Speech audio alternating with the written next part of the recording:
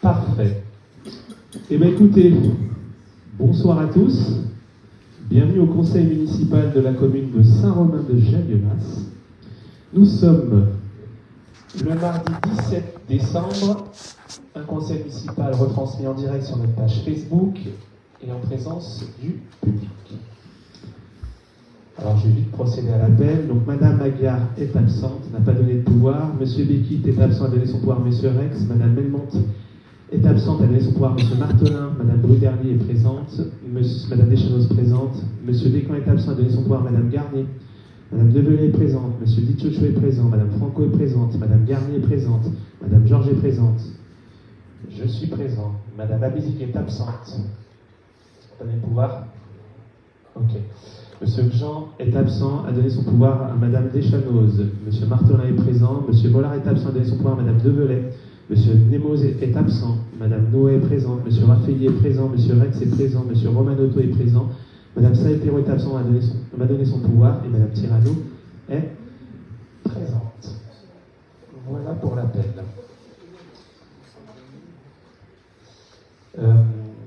Juste avant de commencer le conseil, je voudrais faire une petite minute de silence quand même pour Mayotte. Alors qu'on se parle, la solidarité commence à s'organiser.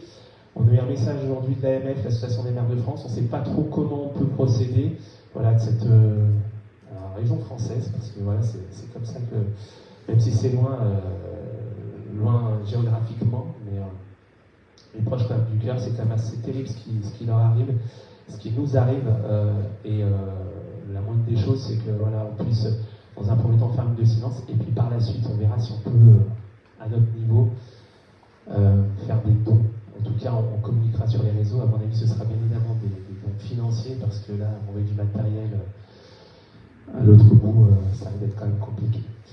Et puis aujourd'hui, ils ont surtout besoin de bras, et on leur souhaite beaucoup de courage. Donc voilà, si ça vous dérange pas, on va se lever. On procède à une minute de silence pour Mayotte.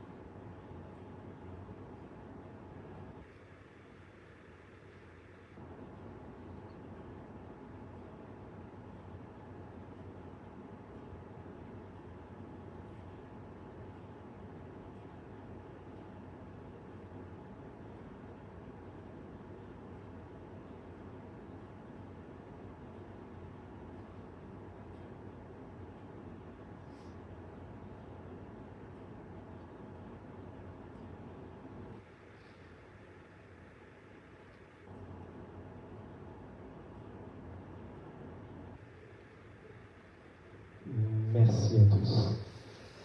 Donc le bilan, comme vous allez voir, dans l'actualité est très très provisoire, et malheureusement il s'aggrave d'heure en heure. Donc on leur souhaite beaucoup de courage.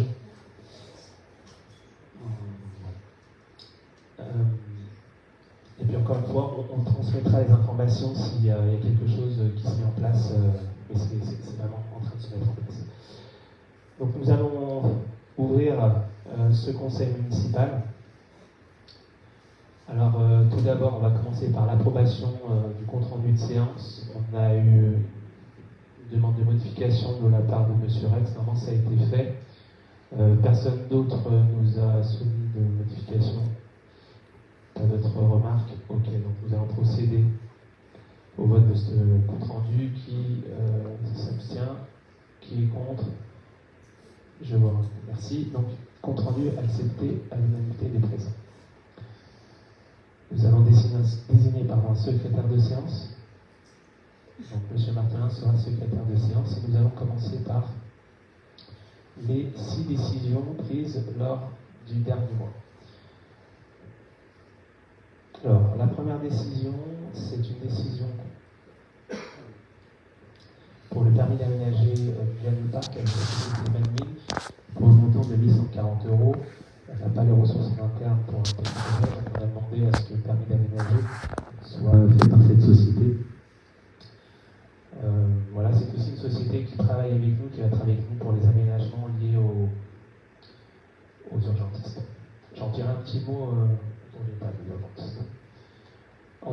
a aussi une décision concernant la signalisation et la division du terrain faite par la société Apsis pour un montant de 2580 euros.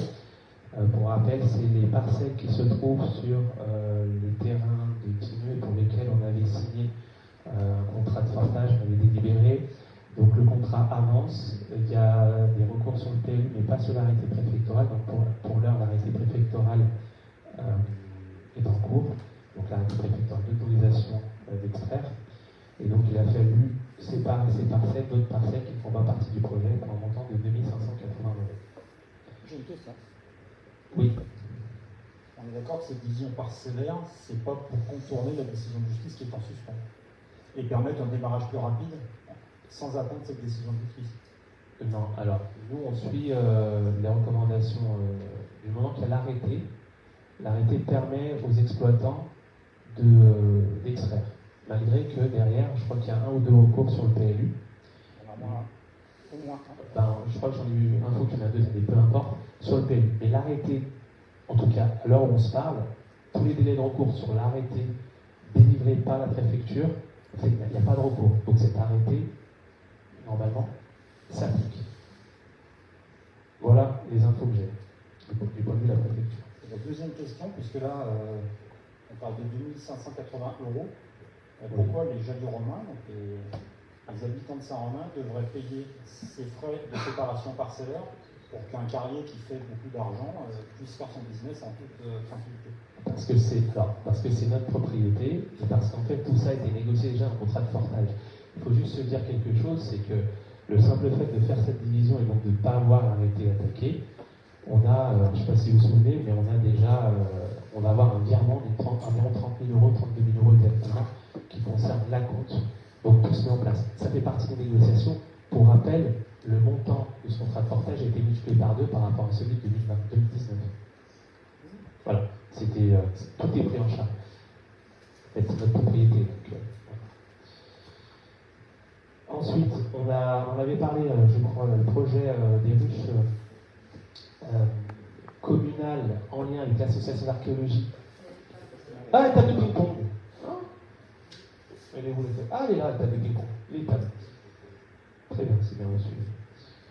Alors, oui, on a l'achat de 2 tables de ping-pong. On a le tennis de table qui a sollicité notre adjoint. Il manque cruellement de matériel et de tables. Donc, il nous avait demandé subvention, certaines choses pour acheter les tables, subvention exceptionnelle. On est parti du principe qu'on pouvait acheter les tables et on pouvait les mutualiser avec le ping-pong. Donc, on a décidé, nous, d'acheter les tables et finalement de pouvoir s'en servir et donc, le reste du temps, les mettre sous gestion du ping-pong. Et c'est bien nos tables à nous, de pouvoir s'en servir pour les jeunes, chantiers jeunes, pour éventuellement les associations en fin d'année, pour celles qui veulent faire des activités, pour l'école. Donc, c'est bien des tables qui nous appartiendront, mais le reste du temps, comme ce sont des tables quand même de compétition, on les mettra à disposition. Le ping-pong pourra les utiliser. Donc le prestataire c'est Ballbox et les tables c'est pour un montant de 2498 euros. Concernant les ruches. Alors les ruches, il y a 2 délibérations de suite. Donc on en avait déjà parlé, en fait, c'est des ruches communales qui seront implantées, qui seront gérées par l'Archéo, avec éventuellement du miel communal. Quelqu'un qui va venir pendant 3 ans former un certain nombre de personnes. Je crois même que je m'inscris. Mais au-delà de tout ça aussi, c'est au niveau sécuritaire, pouvoir délocaliser, alors on a déjà, ça s'est fait une fois, mais pas qu'elle revienne, récupérer systématiquement les essaims qui se trouvent à l'église. Voilà. Donc c'est pas très loin, puisque du coup ça peut faire 100 mètres, 150 mètres à vol d'oiseau. Donc ça permet d'avoir quelque chose de pédagogique et puis sécuritaire.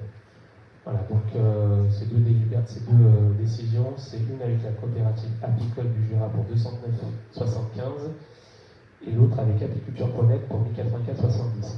La petite particularité, ce sont des ruches médiévales, anciennes.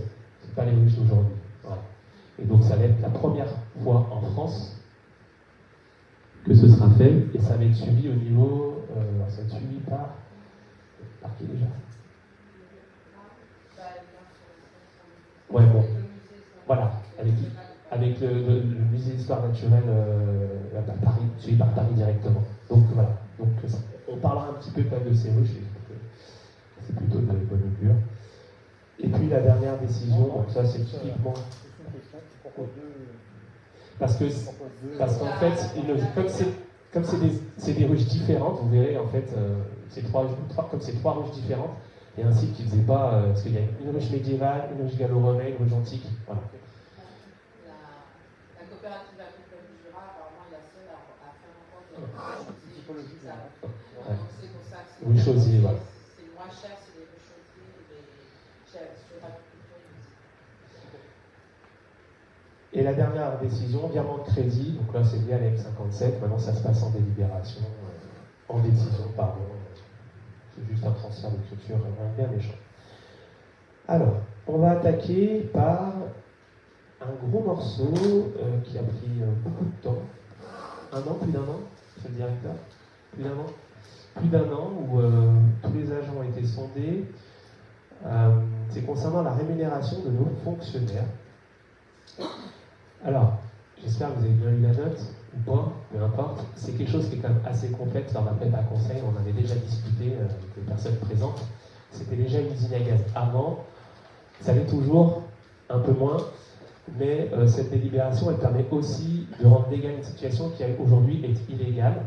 Donc il y a deux délibérations. Il y a une première délibération pour tous les agents et une deuxième pour tous les agents sauf la police.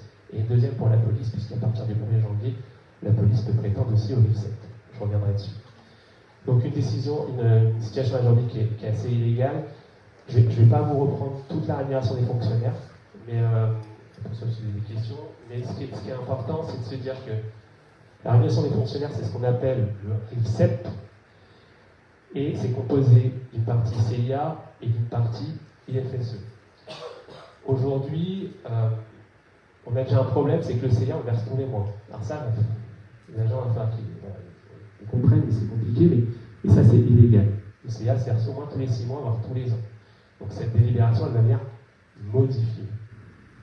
Et donc, se mettre en accord avec la loi. Ensuite, il y a un certain nombre de choses qui entrent en ligne de compte. On a modifié aussi le CIA, je ne sais pas si vous vous souvenez, mais on avait déjà délibéré en début de mandat. Une personne qui absente 15 jours perçoit son CIA dans l'année. Une personne qui est absente 16 jours perd son CIA. Pour certains, c'est 100, 200, voire même 300 euros par mois. C'est énorme.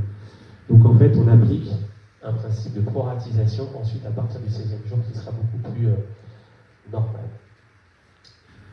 On a retravaillé un petit peu sur les points. Avant, on avait des points qui étaient supérieurs pour les cadres A, cadres B, cadres C. On a appliqué le même point de partout. Ensuite, c'est le coefficient qui changera. C'est quelque chose de plus normal.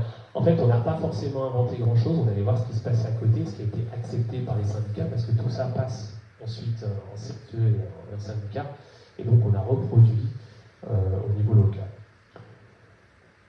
Ce qui est important, et je tiens vraiment à remercier, parce qu'il y a un gros travail qui a été fait par le directeur, mais surtout quand même par Mme Casagrande, notre responsable des ressources humaines, qui a vraiment beaucoup travaillé. Il faut savoir qu'il y a aussi des questionnaires qui ont été faits à l'encontre des agents. Les agents ont pu s'exprimer, comment ils veulent être,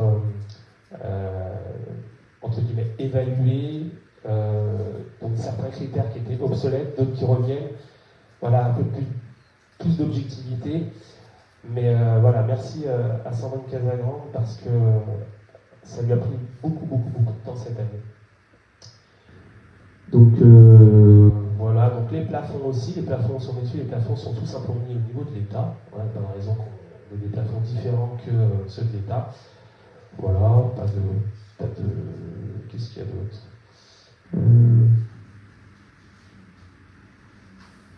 Oui, c'est juste vous dire quand même qu'à la fin, il y a des virgules qui bougent, et le simple fait de faire passer cette délibération, ça fait monter de 0,88% les salaires des agents, à savoir surtout que ces 0,88%, ils sont surtout pris en charge dans la deuxième. Voilà, il y a une incidence surtout sur la deuxième délibération, celle avec les policiers. Voilà, donc pas grand-chose. Vous avez aussi normalement dans votre dossier une slide concernant le 0,12. Donc le 0,12, c'est les frais personnels qui ont beaucoup baissé depuis 2020. On est passé de 52% de notre budget à 46%.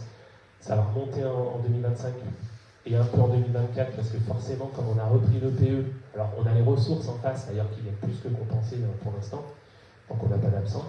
Donc forcément, ça fera quand même grossir, même si on grossit nos ressources. Et puis, je vous le dis en tour de table, on a depuis début décembre, on a embauché une brigade verte, j'en dirai un petit mot tout à l'heure. Mais on est bien au niveau du 0,12, on est une des communes qui a un pourcentage le plus respectable. Voilà pour ce qui est de... Est-ce que vous avez des questions? Alors c'est très technique, mais bon. Non, pas de question, juste une remarque, la masse salariale baisse, oui, mais il ne marche pas? Si. La masse salariale baisse, mais les effectifs baissent aussi, on l'a vu dans l'entretien des routes de la commune cet été. Justement, c'est pour ça qu'on a embauché 2 personnes au mois de décembre. Oui, mais en fait, il y a 2 choses. Première chose, c'est qu'on a peu de personnel. Et deuxième chose, c'est qu'à un moment donné, on avait beaucoup d'absents. Et vous le savez, ces 2 dernières années, on a voté des délibérations où aujourd'hui, un agent qui est absent dans notre collectivité, il nous coûte très, très cher. Pourquoi? Parce qu'on continue de payer, c'est pas la Sécu qui paye, et parce qu'en fait, on a eu des remises en cause de nos assureurs, ce qui fait que tant que la personne n'est pas absente des jours et des jours, on ne se fait jamais payer. Et même quand elle est absente, ils nous remboursent beaucoup moins qu'avant. Notamment, donc, ça fera l'objet, ce que vous avez dit, Stéphane, ça fera l'objet d'une délibération qui sera présentée aussi par notre adjoint Gaël Raffaelli, pour justement expliquer maintenant les objectifs, notamment de plan de gestion, et l'entretien de la commune. On est passé, on était, à un moment donné, on avait 6 agents services techniques, et on en avait même 7, et on en avait 3,5. 3,5 qui étaient en maladie, pour la moitié qui étaient en maladie. Maintenant, il y en a qui sont partis, qu'on n'a pas remplacés, maintenant, il y en a qui sont partis et qu'on remplace. Voilà. Donc voilà pour cette délibération. Oui, on va la voter, puis après je ferai vite fait la deuxième, c'est pareil, sauf quelques petites subtilités. C'est pas d'autres questions. Alors, comment ça s'intitule?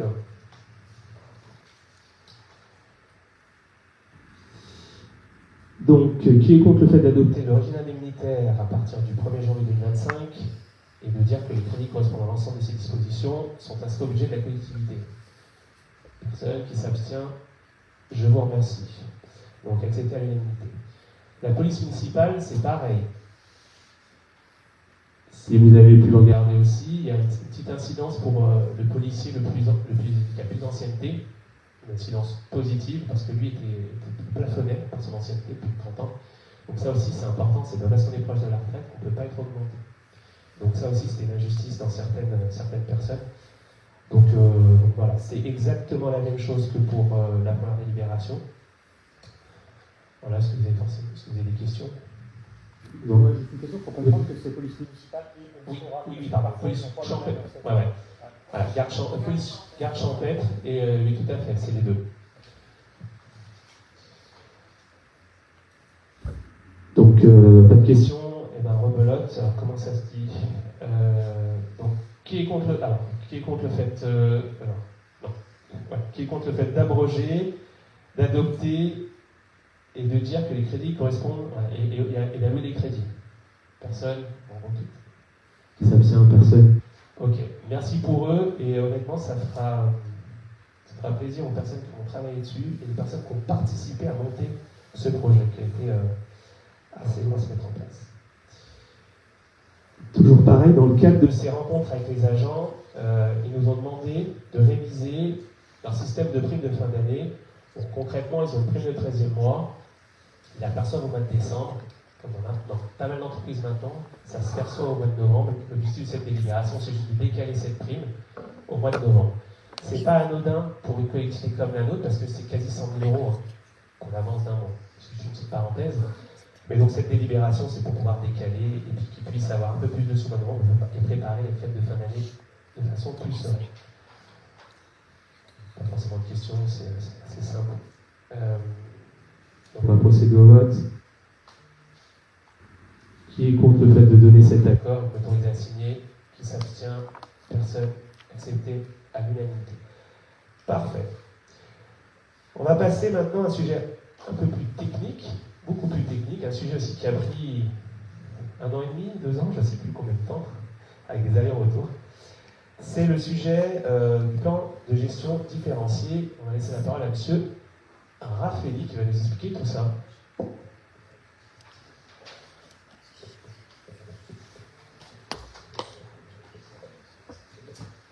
Bonsoir à tous. Donc, projet de délibération qui concerne le plan de gestion différenciée. Alors, avant de faire tout le blabla qui est sur cette page-là, je vais vous expliquer ce que c'est. C'est du code sur la carte. Enfin, ce sera peut-être plus simple.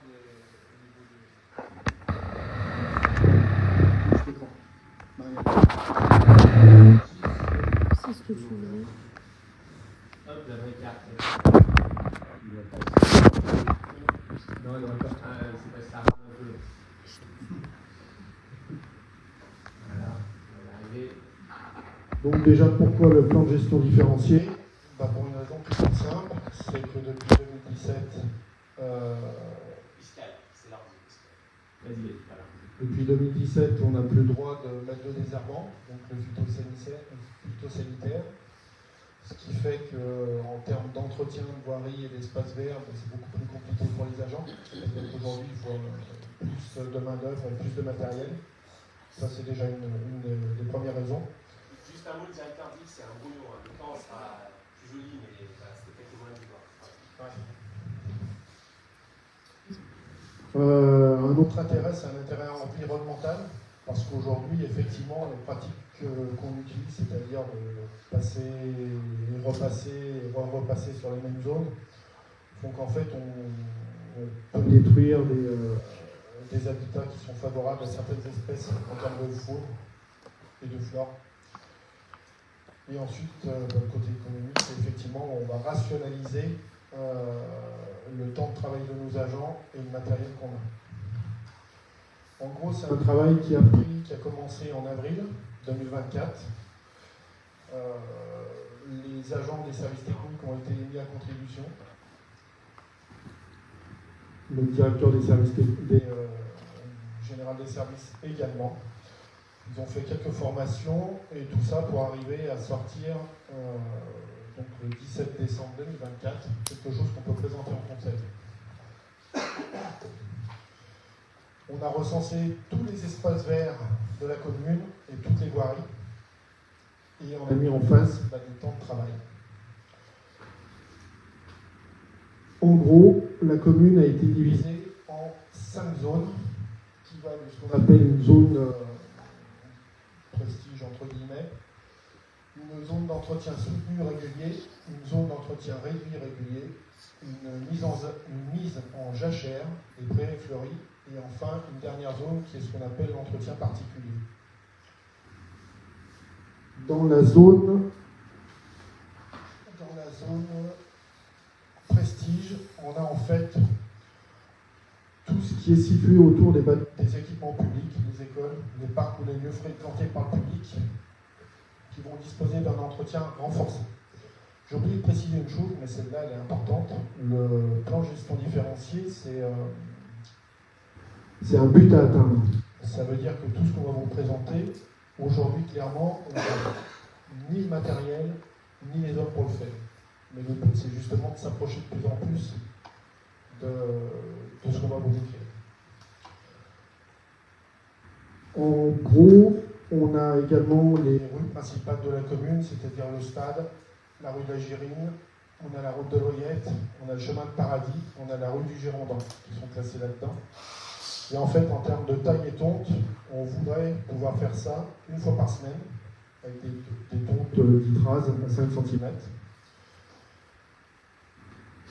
De novembre à mars, on arrête les tontes.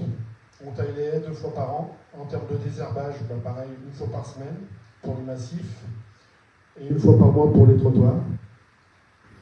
Élagage 2 fois par an. début de printemps et en juillet.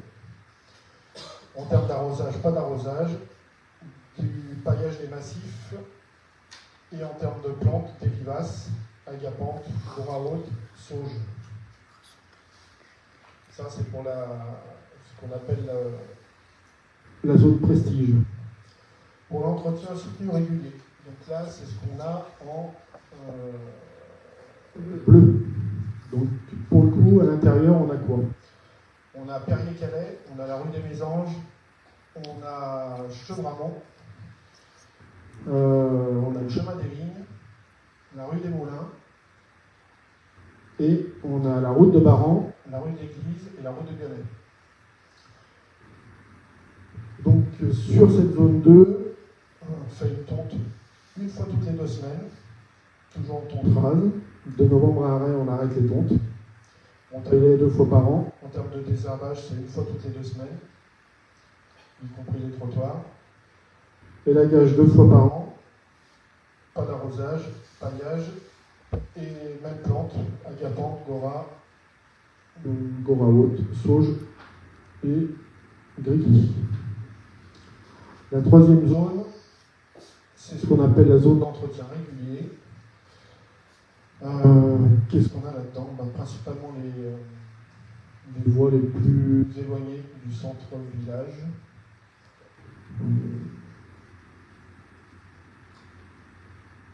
Voilà, on a la rue du Payard sur toute la partie qui est, où il n'y a pas de maison. Il y a chemin de paradis sur toute la partie où il n'y a pas de maison. En fait, c'est principalement les rues où...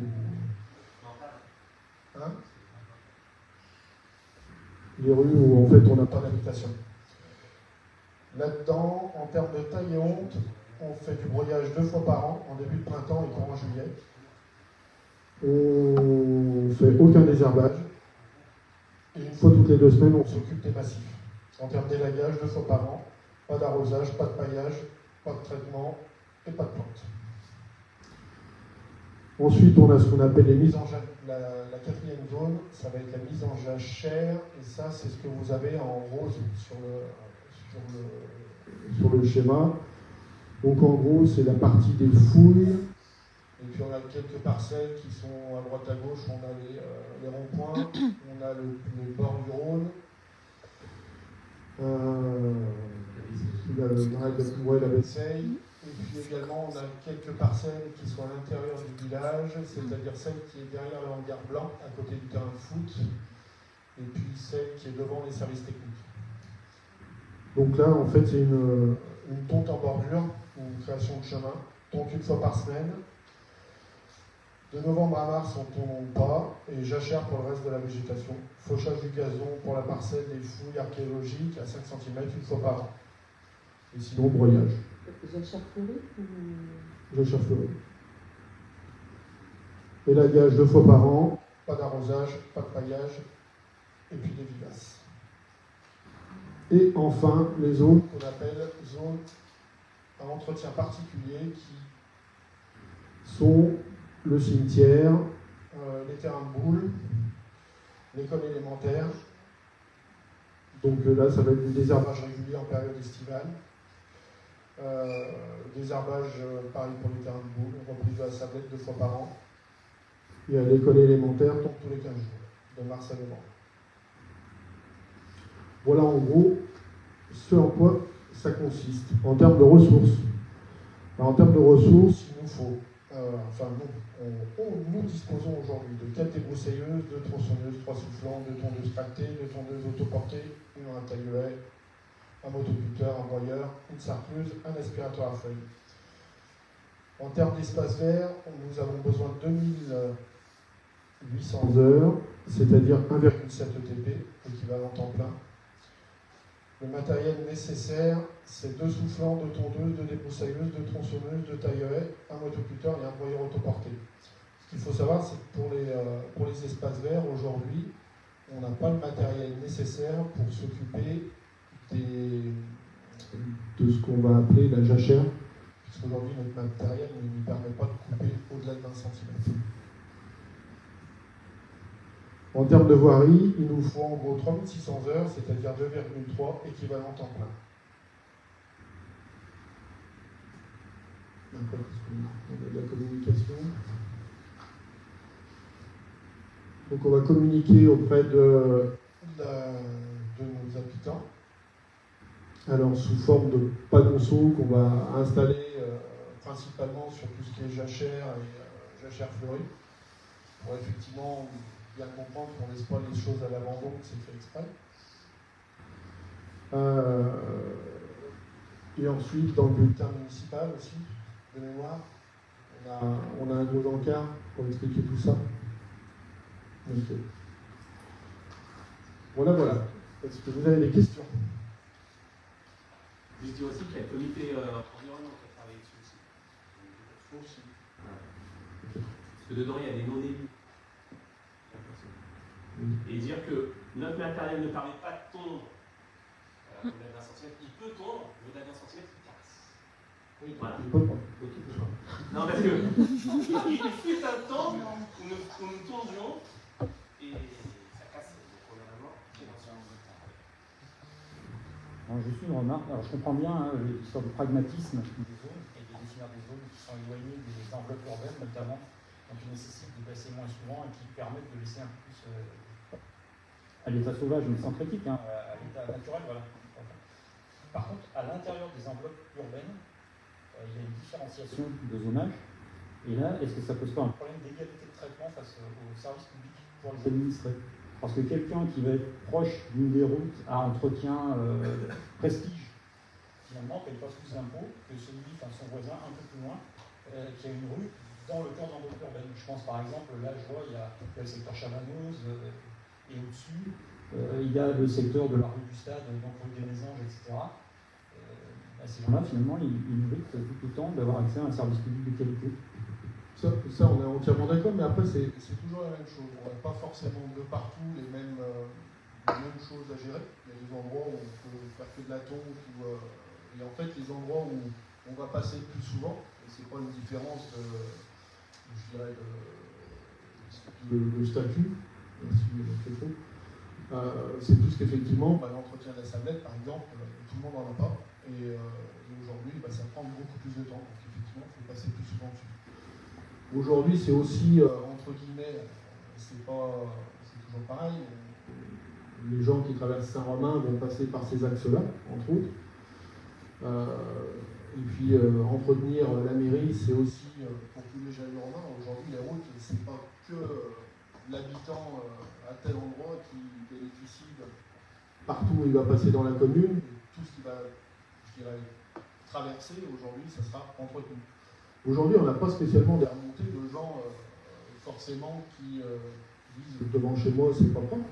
La plupart des gens nous disent, quand on arrive à Saint-Romain, ça fait pas joli. Donc ils ne parlent pas de devant chez eux. Donc aujourd'hui, le but du jeu, effectivement, c'est de prioriser ce que tout le monde fait. Tous les habitants de Saint-Romain et les gens qui sont extérieurs à Saint-Romain. C'est du domaine public, donc le fait de payer un impôt, la commune appartient à tous les jeunes romains. Après, on le dit souvent, je crois qu'on l'a dit 15 fois, mais il y a un arrêté municipal datant de 2016 qui dit à tout le monde, et si tout le monde le fait, déjà ce serait bien, ça nous enlèverait beaucoup de travail, on doit entretenir un médecin derrière son aussi.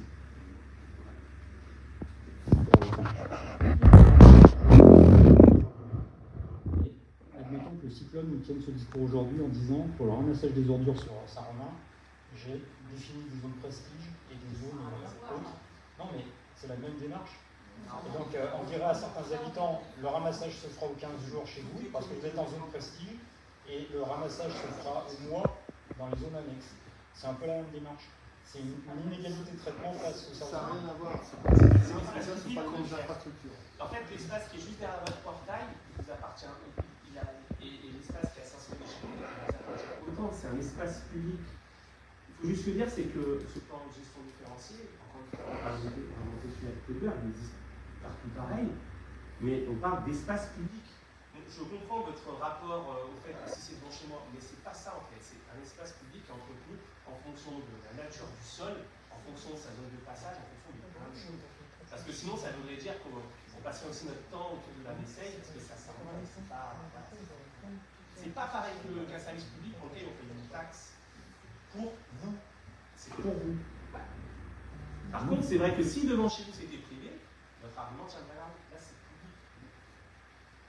En fait, on essaye d'organiser une situation qui est désorganisée depuis un petit moment et justement, on veut essayer de tendre à ce que dans les axes principaux, au moins, puisse tenir Après, c'est pareil, ça reste un but à atteindre. Donc, il ne faut pas tout prendre ça veut dire qu'effectivement, ces choses peuvent évoluer. Aujourd'hui, on part d'une feuille blanche. Après, voilà, c'est vrai qu'avec le temps, aujourd'hui, on part d'une feuille blanche. Donc, il a bien fallu faire un classement. Après, ce classement, aujourd'hui, il peut évoluer. C'est le début. Mais avant d'évoluer, il faut déjà essayer de s'en rapprocher. Sinon, on prend le stylo, on est tout le temps prestige et là. Là, ça va coûter cher. Là, Ça va coûter cher. D'autres questions? donc, juste par rapport à ce point de différencier des espaces verts, j'ai anticipé sur le tour de table.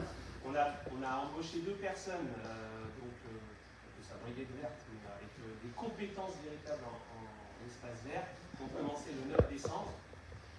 Et si jamais on n'y arrive pas, on est en train de façonner notre budget pour le budget 2025. On fera aussi appel à la prestation externe de type ARC pour notamment tout ce qui prend beaucoup de temps, l'arrachage des mauvaises herbes, parce que c'est ce dont on parle le plus, parce que ça sert beaucoup de temps.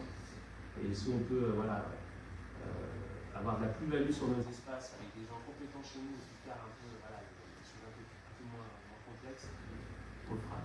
Donc tout ça, ça sera en phase avec le budget qu'on proposera dans 3 mois.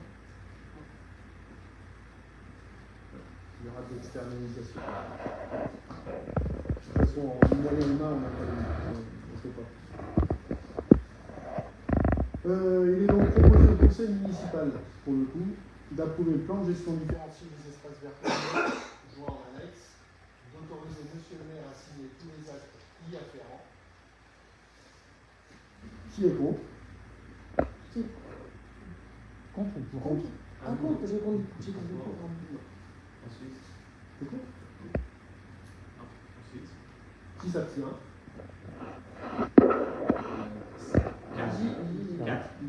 4 abstentions.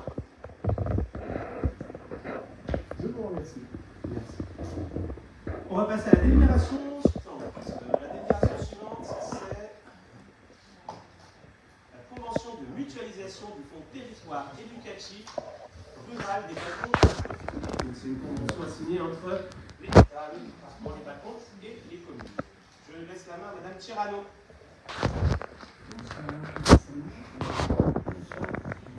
Non, ça marche pas.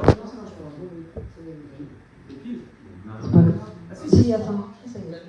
Il fallait juste le bouger. Alors, convention de mutualisation du Fonds territoire éducatif rural des Balcons du Dauphiné.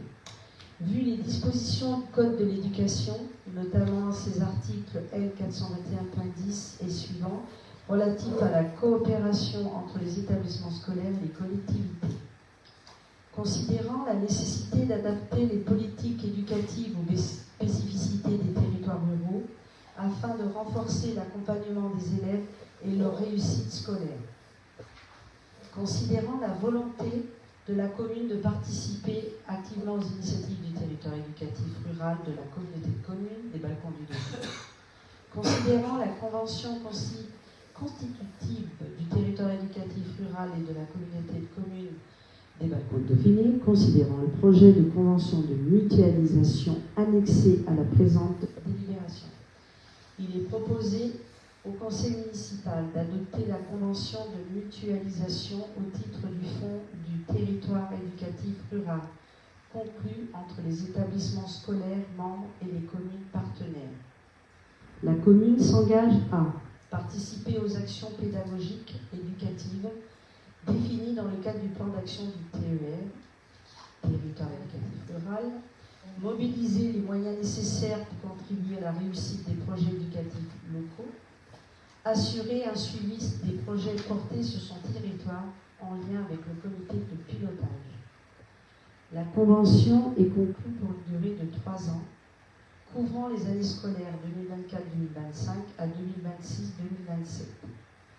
Les financements seront assurés principalement par le fonds du TER, complétés par des subventions éventuelles des collectivités locales, ainsi que par des contributions spécifiques liées au projet éducatif.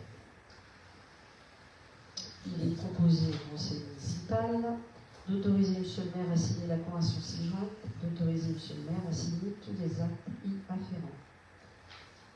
Question. Est-ce qu'on a déjà des idées Non, c'est bien l'éducation nationale. En fait, c'est un programme qui est des idées d'action, c'est ça? Oui, oui.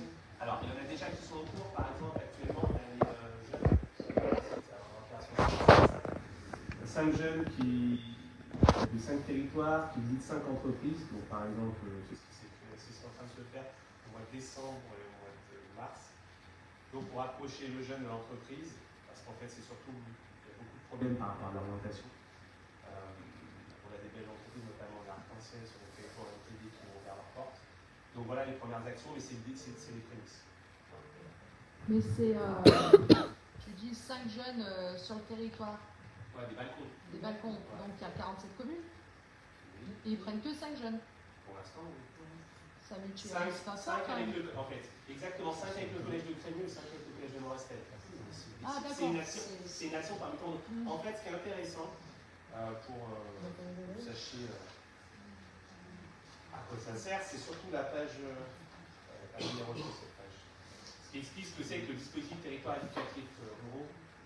Et en fait, ça nous dit quoi? Ça nous dit une meilleure prise en charge. En fait, cette convention, elle sert aussi, il y a une étude qui a été faite en se disant que, alors, Saint-Romain est quand même un petit village, mais par rapport au balcon, c'est la 7e commune la plus peuplée. Mais pourquoi il y a aussi cette convention? C'est parce qu'on s'aperçoit que dans les zones rurales, donc genre Bernard, même un peu plus dans le cœur des balcons, beaucoup encore d'enfants se privent d'aller vers l'enseignement général. Parce que, par histoire, parce que milieu plutôt familial, axé sur la lecture, peu importe. Donc ça fait aussi partie d'eux sur la communication, et donc il y a des groupes de jeunes qui vont être pris. Et sur cette page, ce qui est intéressant justement, c'est de dire tout ce que ces TER il permet. Donc permettre une meilleure prise en compte des spécificités des territoires ruraux, renforcer les prises en charge pédagogiques et éducatives des enfants et des jeunes avant et pendant le cadre scolaire, lutter contre l'autocensure, c'est surtout ça, on parle d'autocensure des élèves qui privilégient davantage l'orientation vers la voie professionnelle plutôt que générale, bref, un certain nombre de choses. C'est un cadre qui est mis en place par l'Éducation nationale, le département y a adhéré, les balcons aussi, et les balcons font délibérer tous les Et donc ça c'est l'Éducation nationale qui a dit ça? avec l'État, oui, l'académie en fait.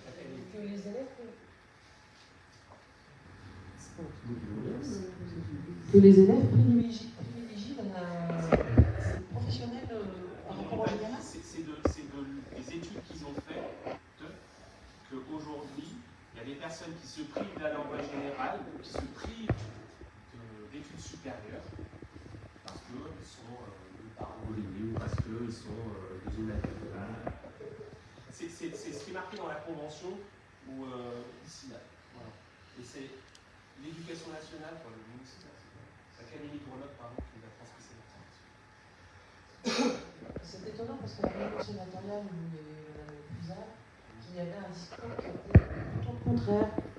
Et oui, mais Mme Puzard, elle doit bien savoir qu'il y a beaucoup plus de Lyonnais qui font des études supérieures que des gens de vers chez nous. Ne serait-ce que par le fait qu'il y en a qui se privent tout simplement parce qu'ils n'ont pas assez d'argent, qui perdent du temps aussi. Parce que si vous habitez, alors encore ça va, mais on va dire, ça me dit de la tour, et tous les jours vous allez à la 3 sur les quais ou peu importe, vous le faites pendant un mois, et puis quelque part derrière, par rapport à quelqu'un d'autre, soit vous arrivez à tenir, vous avez un entièrement sous, et tant mieux, soit au bout d'un moment vous en avez marre et vous décrochez parce que par rapport aux autres, vous faites 15 heures de transport en plus, et vous avez 15 heures moins pour réviser. Donc en fait, les TER, c'est fait pour combler certaines inégalités. Après, on est d'accord, c'est de la théorie. Mais entre ce que dit la sénatrice et ce que dit l'Éducation nationale, le TER est fait pour ça. Et nous, les balcons, dans le cadre de la politique menée par le marché, on va se conscrire au TER. Donc, voilà. Vous êtes conscient que le lycée général implose sous le nombre d'élèves? Ah non, mais ça ne veut pas dire que l'infrastructure. Non, mais en fait, ça ne veut pas dire qu'il faut délaisser le professionnel du général. Ce qu'il dit, c'est les gens qui vont dans le professionnel parce que, pour X raison, alors qu'ils pourraient aller vers le général. Aujourd'hui, en France, on manque cruellement, surtout dans les voies professionnelles, et certaines d'ailleurs, particulièrement. Voilà. Mais encore une fois, cette carte un peu de la délite, mais je vous invite véritablement à lire la convention parce que c'est un constat qui est fait. S'il y a des projets qui sont présentés, qui arbitre parmi ces projets? C'est la CDD, c'est le département, c'est l'éducation nationale? Ouais, c'est tripartite. Il doit y avoir un comité de pilotage, comité de suivi des actions qui sont en place. Et chez nous, c'est Madame Chili qui gère ça. Et qui abonde le fond? C'est uniquement l'État, c'est l'éducation nationale ou tous ceux qui... Alors les communes, on n'abonde pas. Je crois qu'il y a un moment, il y a une ligne qui dit que c'est un budget qui est voté. Je pense qu'il y a peut-être un peu de com-com, mais je ne sais pas les tenants impuissants. En tout cas, nous, pour communes, en direct, on n'abonde pas. Justement, les balcons ont eu l'opportunité de se rapprocher. Voilà, de ça. Voilà. Donc, les balcons ont dit, nous, vous venez nous voir, automatiquement, mais on n'a pas. On va poser, et il me semble que. Voilà. Je ne sais pas, on n'a pas de. Je pourrais demander au balcon si le coup ça peut avoir. On a passé un conseil communautaire. Oui, tout à fait. Mais il n'y a pas eu de coup qui a été. Peut-être que demain, pas demain, après-demain, on parle du budget. C'est pour savoir qui réellement met le coup, parce que si c'est des balcons du fond, le après, il y a. Pour les mois. Après, dans les actions du moment, il y a beaucoup d'actions où c'est un coût temps agent, par exemple. Voilà. Par exemple, le temps de trouver les 5 entreprises pour trouver ces jeunes. Alors après, c'est pas ça, c'est ça le collège. Et c'est 2 collèges Maurice avec nous. C'est un groupe déjà. Mais bon, comme ça, on ne fait pas 150 non plus. Mais c'est une action parmi tant d'autres. Donc je n'ai pas les chiffres pour les poser au président. Oui, c'est pour accrocher les balcons, pour régler les problèmes ruraux, les problèmes qu'on peut avoir sur notre territoire.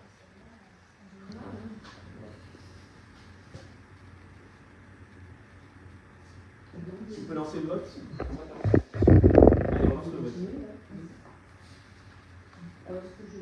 Tu lis les 2 dernières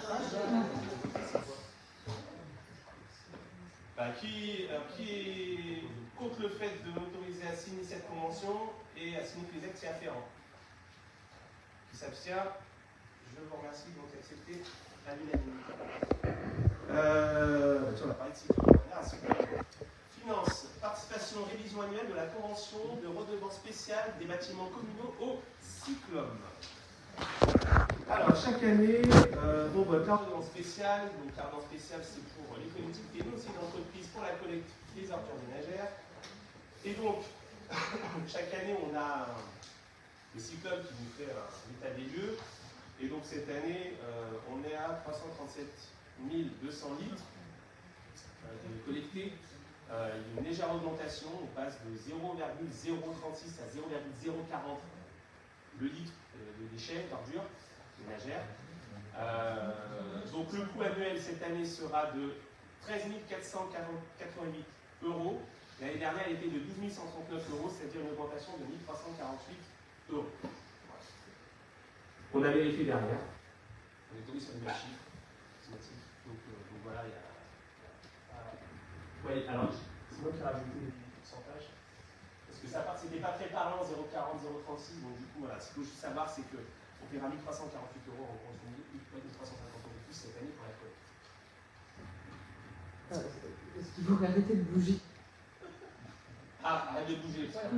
Est-ce que vous pouvez remonter un petit peu? Ouais. Stop. Ouais. Pour rappel, le cyclone s'engage vis-à-vis de Saint-Mandin à une collecte tous les 15 jours, hebdomadaire ou bi-hebdomadaire. On a pu collecter une par semaine pour 2 types différents. Mais bi-hebdomadaire, déjà, on n'a pas ça. C'est pas pour les gens. Non, ça c'est pour la commune. C'est pour nous, c'est pour la commune là. C'est pour notre commune à nous, c'est pour tous les bacs quasiment, les bâtiments communaux. Pour nous aussi. Nous on paye déjà. Notre tome à 11, on est à 10,95, 11,7, 20, bref. On a un taux. Là, c'est une redevance spéciale pour les collectivités et aussi certaines entreprises. C'est pour ça que, par exemple, là où les associations se retrouvent, mieux avait réfléchi à éviter de mettre qu'il y ait moins d'ordures collectées et moins de redevances. Alors là, c'est la même chose, c'est savoir comment on fait pour les associations, soit on laisse comme ça, et les budgets, les mêmes, voilà. Il ne faut pas que ça soit de privé qui gère les associations. C'est ça. Voilà. Ça, avec les mains, maintenant, on a enlevé certains apports. S'il y a un bac qui traîne, donc c'est pour ça qu'on les rentre. La même intention. Voilà. D'autres questions? Non? Donc du coup, qui est contre le fait de l'autorisation de pension? C'est simple, si vous avez des réponses, on a des nouvelles qui sont ramassées, on les débrouillera. Qui s'abstient? Je vous remercie.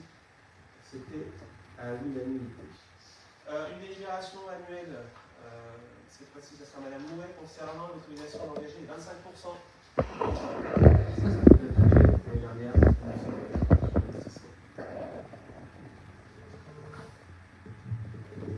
il clignote, mais il a l'air de marcher.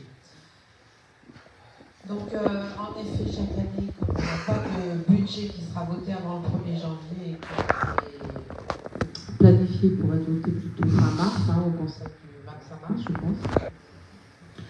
On va faire, c'est pas une loi spéciale, puisque c'est une délibération qui apparaît chaque année, sur laquelle on rappelle qu'on peut mandater des dépenses afférentes au remboursement du capital, donc les emprunts de la commune continuent à être remboursés.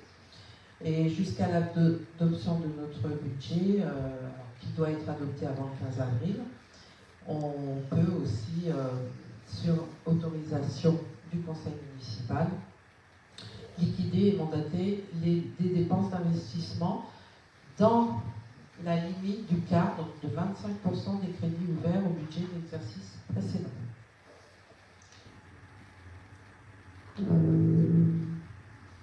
Après, donc, pour les restes à réaliser, on est en train de travailler dessus. Là, on peut les liquider dès le 1er janvier, puisqu'on a des travaux en cours pour lesquels on n'a pas reçu de facture, ou qu'on a reçu les factures, mais sur les investissements, depuis le 6 décembre, on ne peut plus payer quoi que ce soit. Donc, ces restes à réaliser, en termes de dépenses, vont s'ajouter aux 25% des investissements. Et côté fonctionnement, on peut liquider sur la base du budget de l'année précédente. Donc au niveau des investissements, ça bouge. Alors j'avais remis les virgules.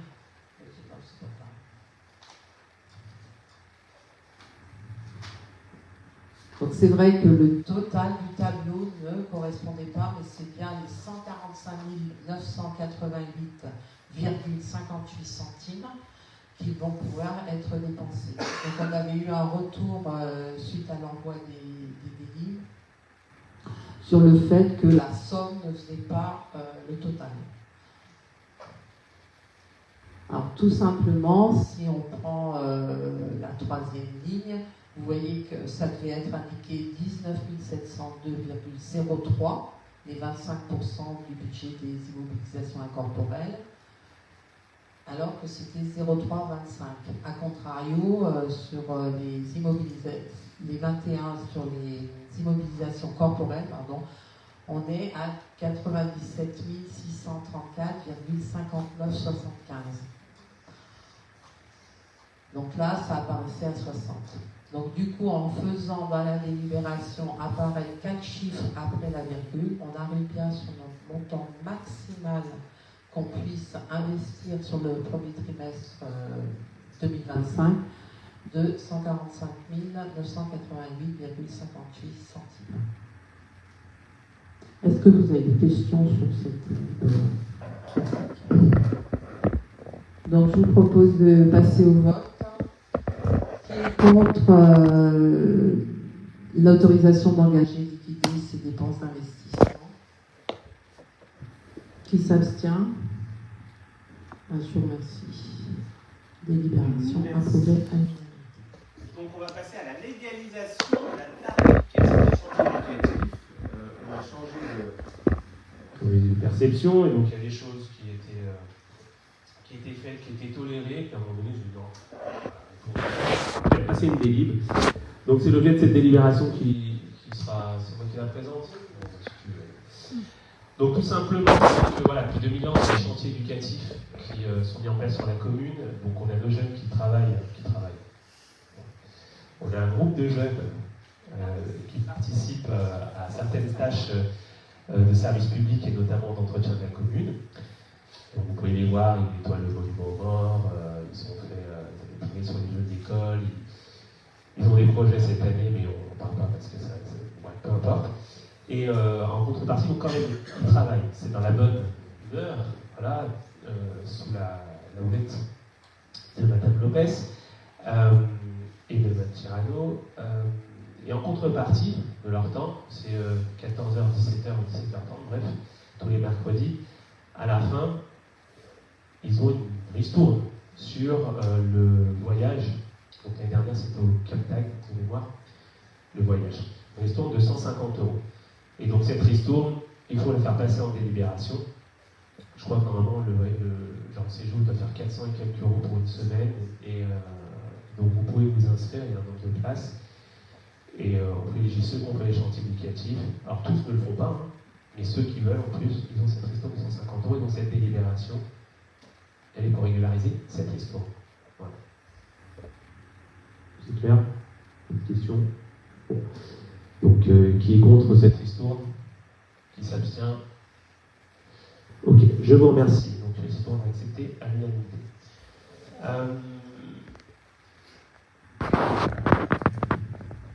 Je parlerai à la fin, parce qu'il y a pas mal de choses à dire, et peut-être que je rebondirai sur des choses que vous allez dire, et pour ne pas vous squeezer, j'ai quand même pas mal de choses sur le tour de table à vous annoncer. Oui, bonsoir, un petit point urbain.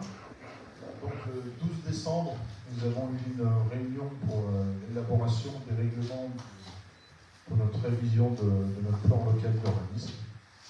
Donc, on avance petit à petit sur les règlements écrits. Voilà. Des questions? Ça sera tout pour moi. Merci.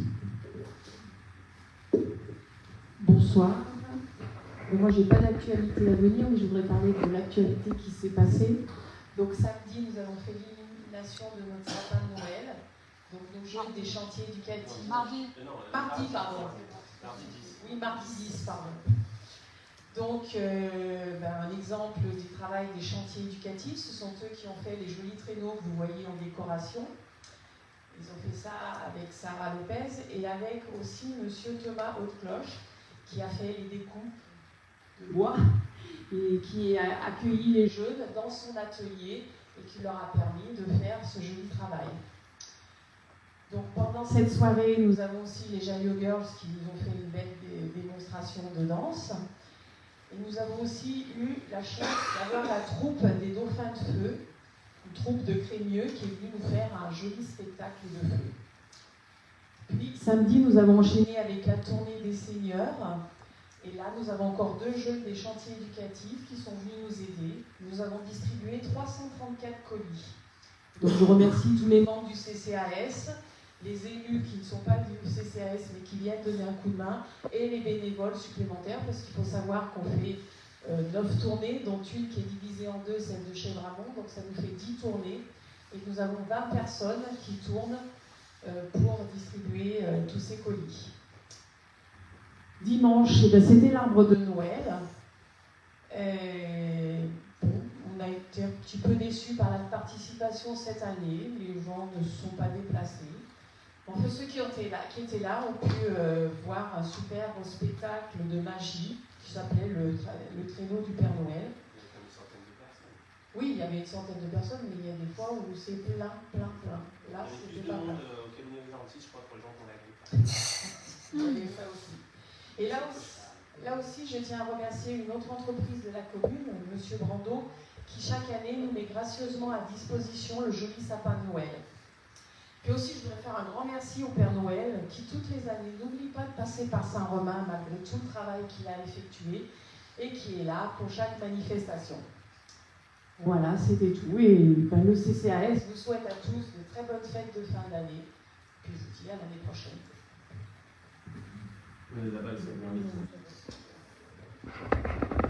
Je fais juste le porte-parole, mais a priori, il y aura un problème d'entretien, enfin de dormir, de trucs, sur le chemin qui est à gauche, après que j'aille au parc. Donc on quitte la commune en direction du port, et en tournant à gauche, le chemin, là, c'est pas mal. Ouais, ça, chemin des sables. Ouais. Ah, ouais, le truc qu'on rebouche et tout. Ah, Et puis a priori, le chemin des marins également. Chemin des marins. On a eu des remontées par Politéa, on a fait intervenir, donc les gens ne faut pas qu'ils hésitent à télécharger Politéa pour faire remonter ce type de flux. C'est lui. Moi, c'est juste un petit problème de civisme. Oui. Beaucoup de personnes promènent leurs petits chiens, leurs gros chiens au du stade. Alors, soi-disant que ça porte bonheur de marcher dedans. Ben, je pense pas. Pour rappel, code pénal, 35 €. Ouais, mais là, sincèrement, heureusement qu'il a plu vendredi et samedi. Hein. Ça vient ici vers du stade. Du moment qu'il fait fort d'effort, c'est du Ah ouais. voilà. Assez pénible. Mais moi, je peux rien faire à mon niveau. Si je vois que ça soit mamie, jeune, parce que il y a des mamies avec leurs petits chiens, je me ferais bien une petite vieille. Voilà. Si elle s'en reconnaît, bonsoir. Non, mais on peut quand même aller les voir, c'est du civisme. Ouais, mais enfin, c'est déjà à 70 balais, tu ne l'as pas, le civisme. Voilà, c'est tout pour le moment. Moi, je voudrais répéter que c'est toujours la taille réelle, qu'on peut toujours tailler réel, selon les réglementations en vigueur sur notre commune. Et puis, pour ceux qui sont intéressés, ils peuvent faire du broyage aussi de leur haie. Donc, pour cela, ils s'adressent au Cyclum. Donc, ils tapent Cyclum dans le site internet. Et il y a un problème de broyeur gratuit. Le broyeur pour les particuliers il est disponible à Villemoirieux. Bien sûr, il faut s'inscrire, donner la date et puis se mettre d'accord avec eux. Et il sera à la disposition de tous ceux et celles qui aimeraient broyer leurs végétaux. Voilà. Juste une question, il y a eu une réunion sur l'eau, apparemment, où la commune était représentée. Oui. Qu'est-ce qui s'y dit? C'était ce matin, il y avait la journée du cycle de l'eau, ça se passait à Lérieux. Donc il y avait la CCBD qui a invité tous les acteurs concernés par l'eau. Donc qu'est-ce qui s'est dit? En gros, il s'est dit qu'il y a une mise en place de la structure. Et donc une mise en place de la structure. Donc il y aura des comités de pilotage, des comités techniques, et pour modifier le cycle de l'eau, parce que tout le monde sait que il y a beaucoup plus cette année, mais que les prévisions font qu'on va manquer d'eau, que la ressource en eau, il faut la gérer, et donc voilà, la CCBD apprend à mettre en place le système pour pouvoir gérer tout ce système. Et qu'est-ce qu'ils ont fait? Ils ont invité aussi l'agence de l'eau qui est venue présenter son dossier. Et voilà, ça va se poursuivre. C'est par le biais de cet organisme-là qu'on va gérer finalement ce qui est prélevé de la taxe gématique. Oui. C'est par ce biais-là. Voilà. Ça se met en place doucement. Hein. Ouais. Tout à fait, la Gémapic qui va encore augmenter. Et en fait, l'agence de l'eau, alors c'est assez bizarre, on a un double discours. On nous a dit il y a 15 jours que l'État, avant que ça tombe, qu'il n'y aurait pas de ponction sur le budget de l'agence de l'eau. Et moi, j'ai lu quelque chose il y a une semaine qui dit qu'il doit être un peu ponctionné. Donc on ne sait pas trop, mais en l'occurrence, oui, c'est bien ça qui va faire la Gémapic, une partie de la Gémapic finance l'agence de l'eau. La taxe Gémapic, c'est la CCBD. D'ailleurs, on va voter le taux demain, après-demain. Parce qu'il qu'il y a des comités de communes qui n'ont pas de GEMAPI, qui n'ont pas la compétence. Les balcons ont choisi d'avoir la compétence. La GEMAPI, la taxe, donc, elle servira à financer une partie de ces travaux qui seront prévus. GEMAPI en fonction pour des gestion des espaces aquatiques et prévention des inondations. C'est pour ça que, en fait, lors de moi, c'était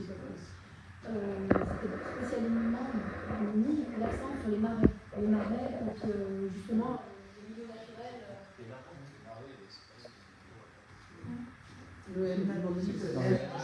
Ah, des milieux aquatiques, c'est ça, des milieux aquatiques et prévention des inondations. Voilà, donc c'est vraiment mis l'accent là-dessus parce que préserver la ressource en eau. Donc, les marais. Merci. Les marais, il y aura d'autres choses aussi. Enfin, ça va venir au fur et à mesure des commissions techniques. Pour le moment, il y a surtout une analyse des besoins qui est faite. Et en fonction de cela, ils lanceront des projets qui seront pilotés. Entre autres, il y aura GEMAPI et toutes les structures qui sont mises en parallèle derrière tout ça. En parlant d'eau, elle est très chlorée en ce moment. Alors, vous savez quoi? J'allais y venir. Juste avant le conseil, j'ai une collègue qui habite Tigneux qui me dit est-ce qu'à Sarment, vous n'êtes même pas mieux que nous? L'eau a l'air très chlorée. Alors, quand c'est très chloré d'expérience par rapport à ce qui s'est passé en septembre 2022, c'est qu'il y a des taux, il y a quelque chose, donc on peut l'avoir parce que sinon, on ne serait pas là, on serait en train d'être tout le monde ici de l'avoir. Mais il arrive dans l'année que souvent, pour faire respecter les taux, ils mettent plus ou moins de chlore. Donc, alors moi j'ai pris du nez, machin, je ne sens pas, mais c'est marrant parce que vous êtes la deuxième personne à me faire remarquer là, en espèce de temps. Donc quand ils font ça, c'est qu'il y a quelque chose. Mais on peut l'avoir. Il faut savoir pour 30 minutes à l'air libre et le... Il y a un site où tu peux aller voir justement. Mais bon, on a vu ça se passe avec des fortes pluies. C'est tout bon, c'est Chouchou? Là, je suis obligé d'en parler ce matin, l'histoire de l'eau. J'étais bien placé pour. Moi j'ai. Et après, il faut savoir aussi qu'il faut appeler la régie des eaux. Qu'il y a les précipitations de ces temps-ci, là, ça peut laver les terrains en surface, il y a fait du traitement de fer. Et donc, il y a des corrections à apporter, malheureusement pour nous. De toute façon, c'est le chlore. Hein. C'est du chlore. Monsieur Raphaël. Question travaux. Donc, question travaux. Les derniers travaux de l'année sont en cours, c'est-à-dire le cassage de l'aide de la rue du stade. Rien de particulier.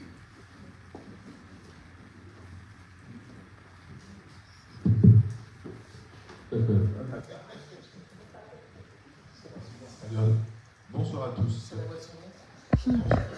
J'aimerais ce soir, si vous voulez bien, à l'occasion du dernier conseil municipal de l'année 2024, et en cette période si particulière de fête de fin d'année, au nom de toute l'équipe municipale et en mon nom personnel, adresser quelques mots de remerciement. Nous avons la chance immense de pouvoir compter dans notre commune sur un tissu associatif dynamique, enthousiaste et plein de vie.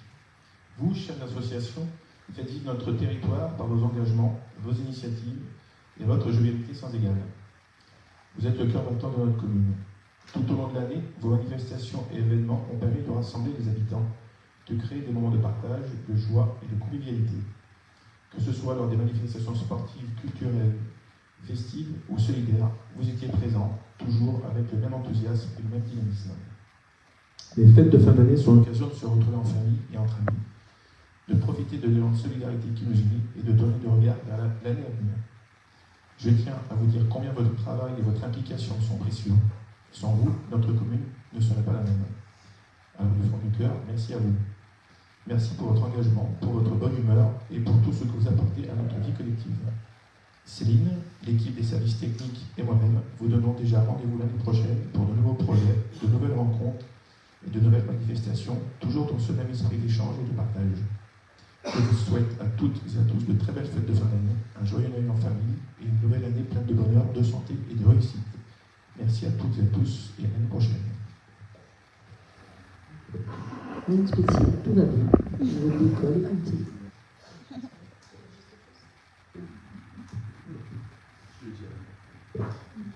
Moi, je voulais savoir qu'est-ce qui se passe actuellement au niveau du Liberty. Il y a des AGECO. Ils sont en train de faire une réhabilitation en fait, du temps d'échange. C'est déclaré. Parce qu'il y en a beaucoup qui m'ont posé la question. C'est affiché à l'intérieur parce que de toute façon, c'est en bordure, devant, en tout cas, tout est. Ils sont en train de refaire parce qu'ils ont. C'est pas facile pour eux de trouver de nouveaux locaux, donc réhabilité. Donc, on va pas en très campagne de l'État à déconseiller. Puis juste rajouter qu'au niveau du broyage, au comité environnement, il y a quand même la date du 18 janvier, parce que je crois que au niveau des sapins.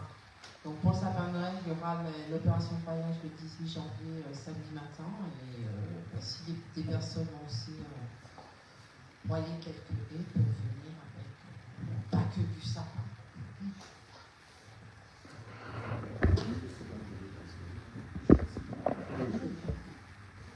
Je vais vous donner quelques informations. Alors, le 29 novembre, j'ai eu l'occasion de déjeuner avec la nouvelle préfète de l'Isère et le nouveau sous-préfet. Donc, la nouvelle préfète, son passé peut paraître familier, c'est la fille de l'ancien ministre Philippe Seguin.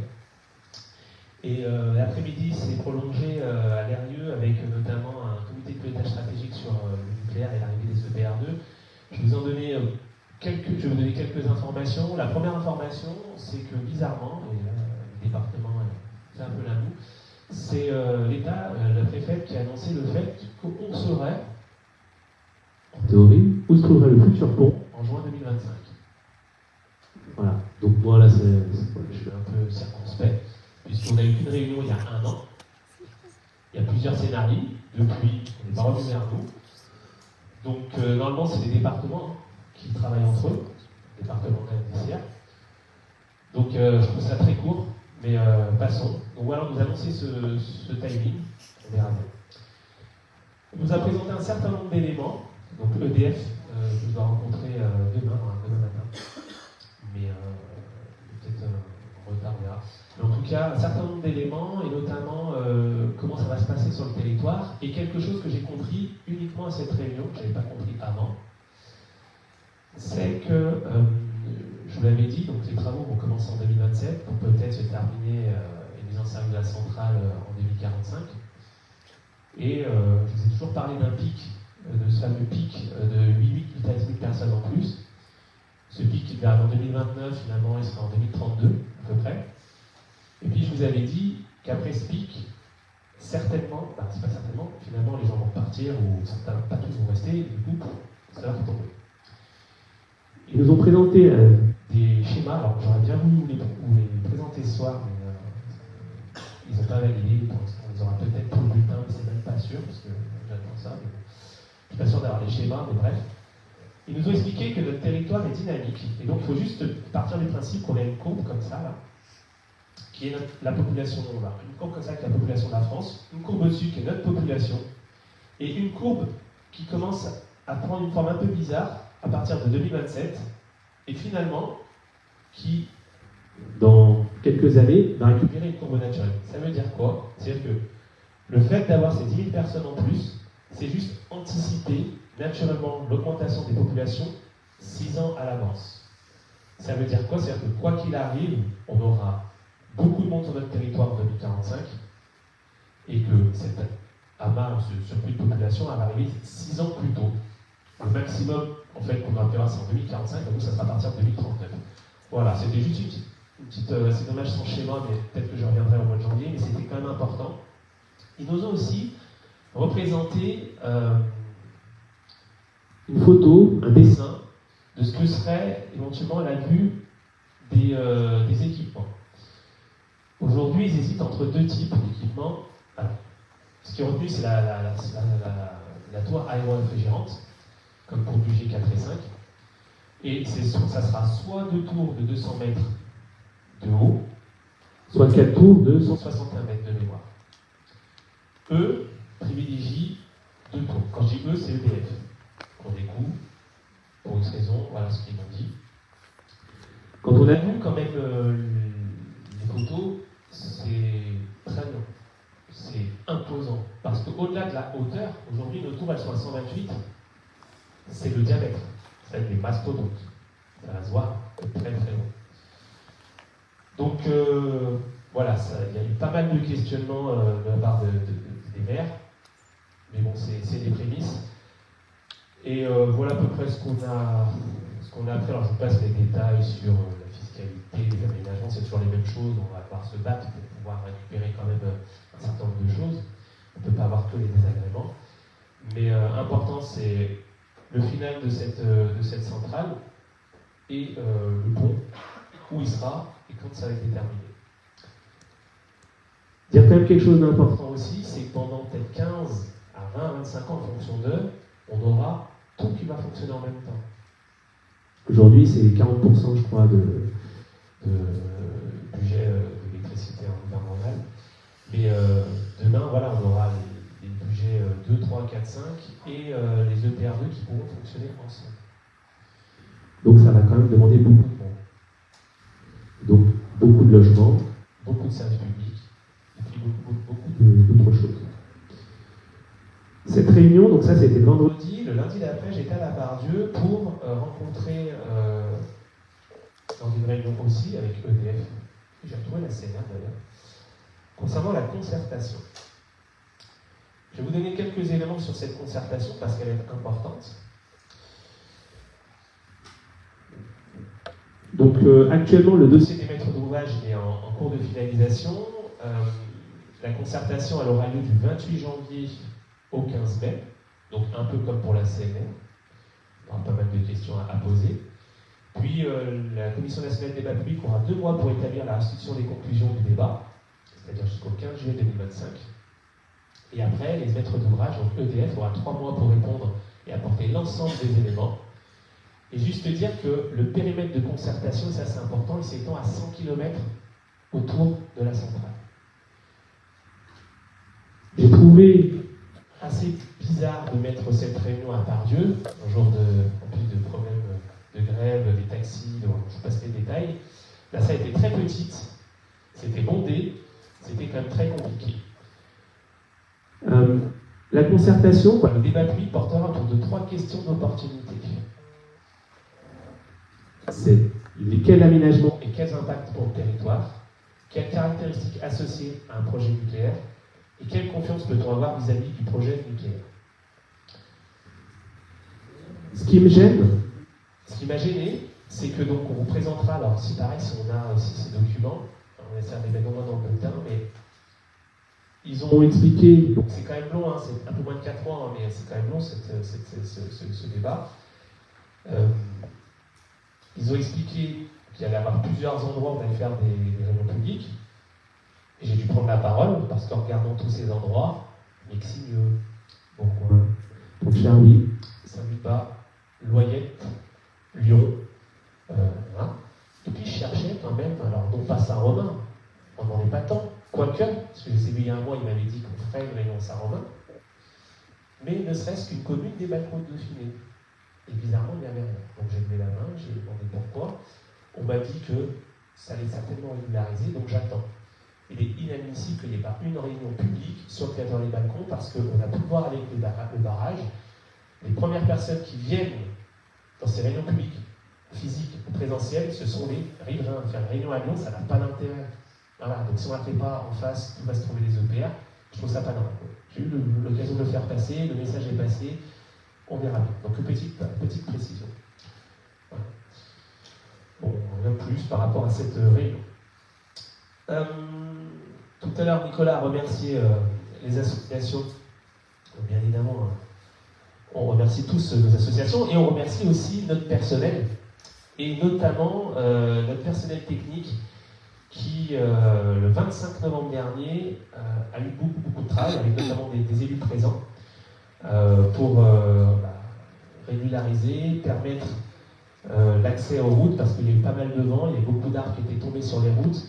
Et avec l'aide aussi de la police municipale et de la société Mémo de pêche qui a intervenu pour un privé, voilà, ils ont fait vraiment un très bon travail. Parce qu'il y avait des rues qui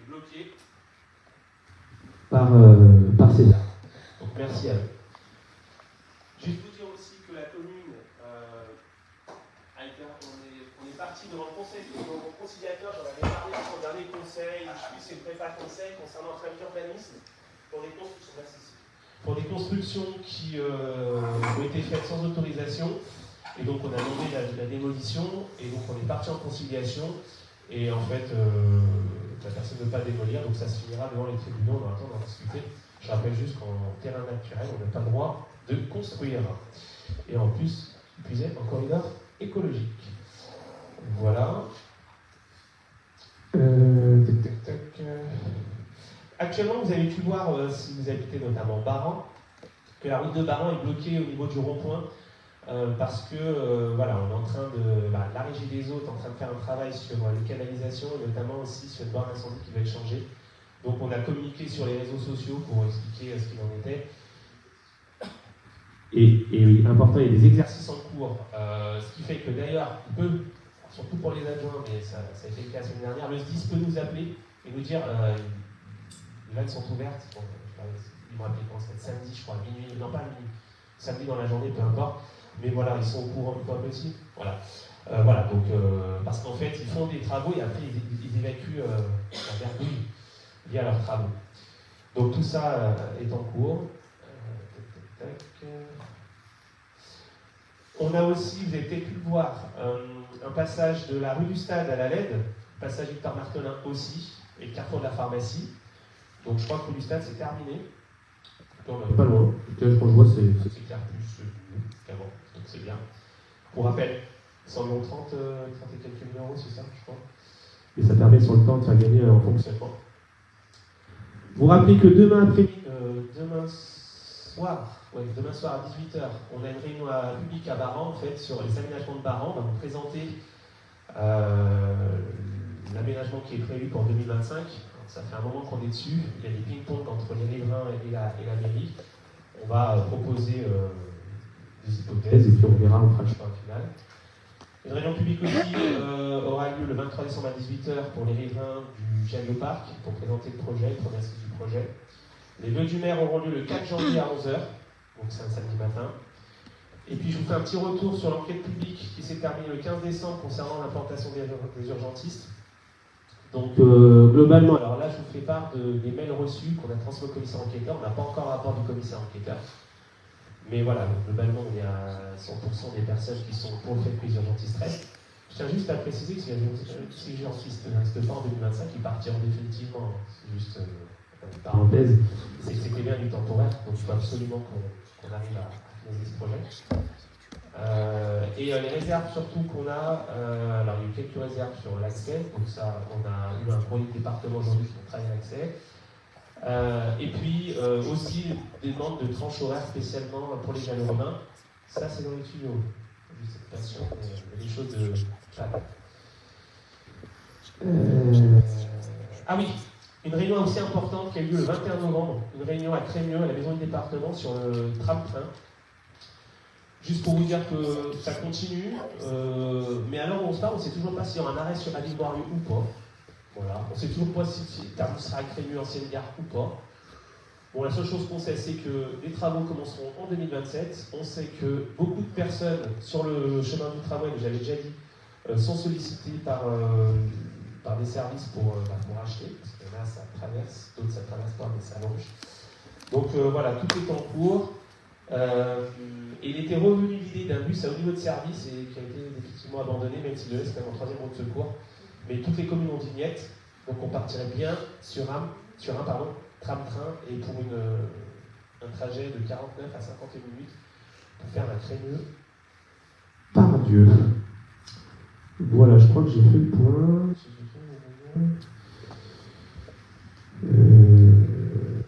Oui, c'est bon. Voilà. Prochain conseil municipal, mardi 21 janvier 2025 à 19h30, en salle du conseil. D'ici là, je vous souhaite à tous de bonnes et d'excellentes fêtes de fin d'année. Une grosse pensée encore pour l'île de Mayotte. Protégez-vous bien du froid, parce qu'en ce moment c'est très compliqué. Merci à vous et au plaisir de se revoir à l'année prochaine.